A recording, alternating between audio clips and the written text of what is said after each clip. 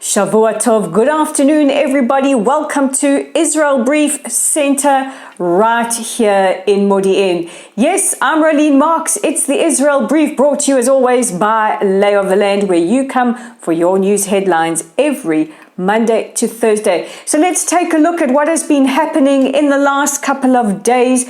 And we begin with news that Operation Shield and Arrow, which the IDF launched last Tuesday night in response to over 100 rockets that had been fired by Palestinian Islamic Jihad terrorists in the Gaza Strip towards Israeli civilians, has come to an end. A ceasefire brokered by Egypt went into effect at 10 p.m. on Saturday night. However, over the weekend, there was some intense firing of rockets and mortars from the Gaza Strip into southern Israel. On Thursday night, in a massive volley that struck an apartment in Rehovot, that is about 20 minutes away from where I am in Modi'in, an 80-year-old woman was killed trying to help her disabled husband to the shelter. It is believed that the Iron Dome had malfunctioned. However, it has been corrected. On Friday, rocket sirens for the first time were heard as far as Beit Shemesh and Gush Etzion, and on Saturday, 2 Palestinians were injured, one fatally, when rockets were fired from the Gaza Strip towards where they were. They were legal workers who had obtained permits to work in Israel, and unfortunately, one out of 2 brothers succumbed to his wounds. The other brother is still being treated in hospital here in Israel, and a Bedouin farmer was also injured. Meanwhile, the United States and the United Nations have thanked Egypt for their efforts to broker a ceasefire. Eli Cohen, Israel's foreign minister, said that all Israel had negotiated during their ceasefire was to stop firing at Palestinian Islamic Jihad targets. Israel capitulated nothing else in the deal and has made it very, very clear that quiet will be met with quiet. Yesterday, a rocket was fired from the Gaza Strip, landing in an empty field in the south of Israel. Extremists or terrorists in the Gaza Strip claimed that the rocket malfunctioned. In response, the IAF struck 2 Hamas command posts. Now, in his cabinet meeting yesterday, the Prime Minister thanked the efforts of the Israeli Air Forces, Shin Bet, and all those responsible. We have to here give massive kavod to the Shabak, the Shin Bet, because it is their absolute precise and empirical intelligence that helps us be so pinpoint with our strikes. We also have to remember that many rockets fired from the Gaza Strip towards Israeli civilians are also guilty or also responsible for shortfalls in the Gaza Strip, and several children have been killed as a result of that. The Prime Minister said that we had struck a significant blow to Palestinian Islamic Jihad, taking out 17 command centers, taking out their entire top echelon of commandos, dozens of terrorists, missile launching depots, weapon storage depots, and anti-tank launchers.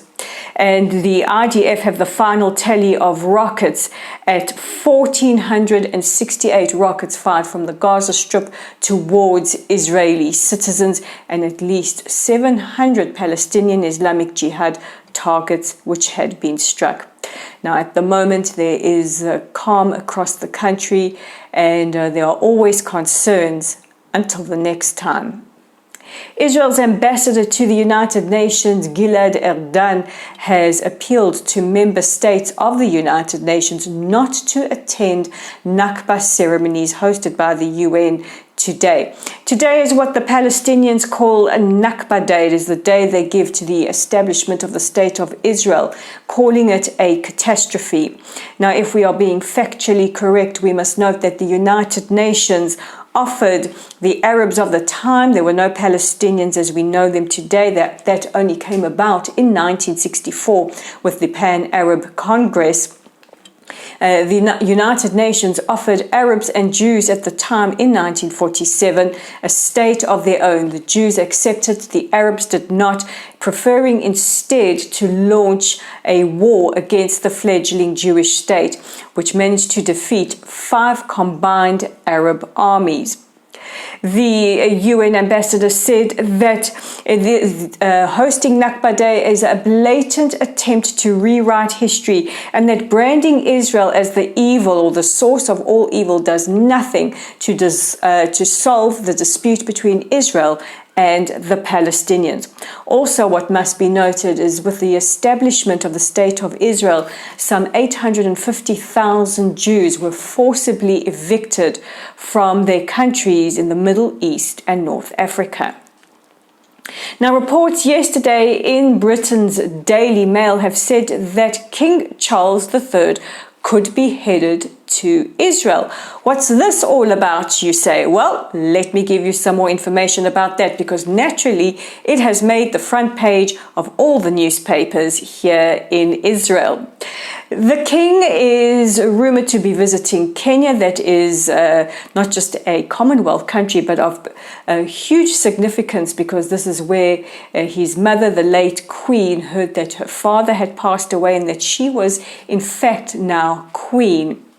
The king has also expressed an interest to visit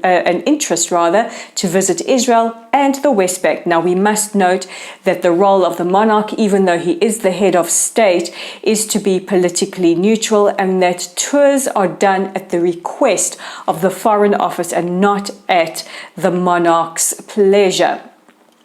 It is believed that President Herzog was quite instrumental in lobbying to have the king possibly visit the State of Israel, and he would be the first reigning British monarch to do so.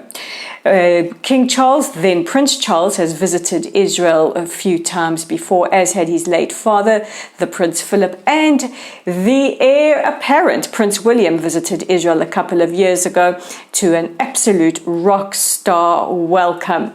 We are hoping that if Prince William does visit again, he will bring with him his lovely wife, Princess Catherine. President Herzog, according to reports, was singled out by the king when he was there attending a reception at Buckingham Palace before the coronation, and the king lavished praise on Israel, calling it a robust and vibrant democracy, and praised the president's role in helping to negotiate between the coalition and the opposition as proposed judicial overhaul talks continue. We will definitely keep you updated on this one. And finally, still staying with the United Kingdom, at Eurovision on Saturday night, our wonderful Noah Kirel, our unicorn, took third place behind Sweden, who won, and Finland, who came second. However, Kirel did win the TikTok fan competition, I think with about 10 million likes or votes. She landed earlier today, and I had a giggle to myself as a whole box of pastries was thrust into her hands. If that is not the most Jewish welcome ever, I don't know what was. But welcome home, Noah. We are so proud of you. You are our beautiful, magnificent unicorn, and we want to see you go from strength to strength. You are phenomenal. And that brings me to the end of today's edition of the Israel Brief. Don't forget to check out our website at www.layoftheland.online. We have a whole whack of new articles that are up. You can also find them on our Facebook page. You guys know what to do. Find us at Lottel Site. Our profile picture looks like this. Give us a like, give us a follow, share our content. Let's get past those hefty Facebook blockers. Our YouTube channel is at the Israel Brief. Please click on that red subscribe button, like and share our content. And we're on YouTube. We're on Twitter at Lay of the Land of 5. I'm Rolene Marks. This is the Israel Brief, and I'll be back with you again tomorrow for your top stories.